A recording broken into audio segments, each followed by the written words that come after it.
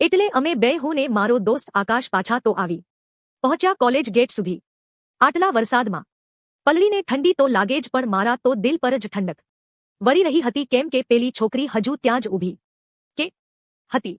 કદાચ કોલેજથી બહાર ગેટ સુધી પહોંચવામાં પલળી ગઈ હોય એવું એ બને।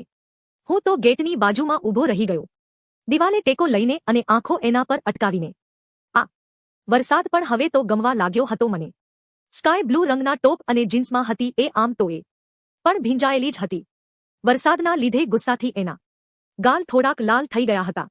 એના ભીના ખુલ્લા વાળમાંથી પાણીની બૂંદો એના હોઠ પરથી વહી જવા માટે સ્પર્ધા કરી રહી હોય ને એવું લાગી રહ્યું હતું।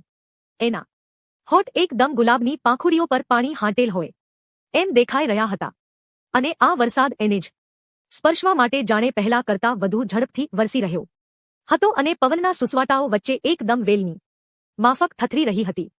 થોડીક વાર પહેલા જે વરસાદના બંધ થવાની હું રાહ જોઈ રહ્યો હતો એ જ વરસાદ હવે બંધ જ ના થાય એમ હું મનોમન પ્રાર્થના કરી રહ્યો હતો। હવે તો મનમાં એક જ વાત હતી કે જ તું જોઈ લે મારી સામે તો પ્રેમથી હું એ ભીંજાય સપનું એકાદ સુંદર આંખોમાં હું એ સજાવી લઉં। અને પછી અચાનક એની નજર મારા પર પડી જ ગઈ, અને એનો ચહેરો ગુસ્સાથી લાલ થઈ ગયો। વાહ, ગુસ્સામાં તો એ પહેલાથી એ વધારે સુંદર લાગી રહી હતી। કાશ એ હવે બસ આમ જ મને જોયા કરે ને હું એને। પછી શું વારે વારે એ મારા પર નજર નાખે, ગુસ્સાથી મોઢું ફેરવી લે એને એમ કે ક્યારે વરસાદ બંધ થાય ને ઘરે જ।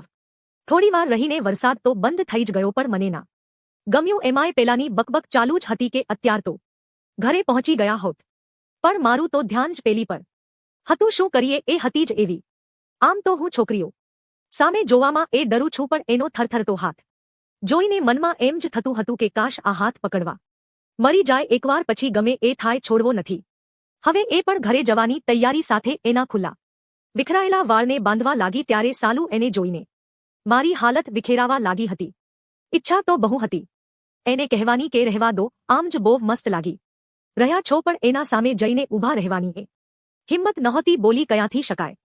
હજુ તો કંઈ વિચારું હું એ પહેલા એ એની ફ્રેન્ડ સાથે એક્ટિવા પર નીકળી ગઈ, અને હું ને મારા શબ્દો, પેલો મારો દોસ્ત, અને હવામાં ભીની માટીની સાથે સાથે એના વાળની સુગંધ રહી ગઈ। બસ ખબર નહીં હવે ક્યારે મુલાકાત થશે કે નહીં, પણ હવે જ્યારે પણ વરસાદ આવશે ત્યારે એ સાંજ અને એ જરૂર યાદ આવશે। 4